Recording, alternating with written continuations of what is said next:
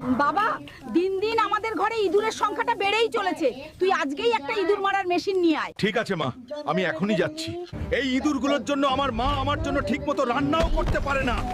আজ আমি এই ইঁদুরগুলোর পুরো বংশটাই নিরবংশ করে ফেলবো। চাচা, আমাকে একটা বড় ইঁদুর মারার মেশিন দিন। এই নে ভাতিজা। না চাচা, এই ছোট মেশিনে আমার কাজ হবে না, আমার বড় মেশিন চাই। এর থেকে বড় মেশিন হয় নাকি? তুই কি ভাল্লুক মারবি নাকি? ভাল্লুক হলে তো কবেই কাবাব বানিয়ে ফেলতাম, কিন্তু এই ছোট ইঁদুরগুলোর সাথে পেরে উঠি না। এই সিংহ, এই সিংহ, দাঁড়া বলছি। বেশি দৌড়াইস না।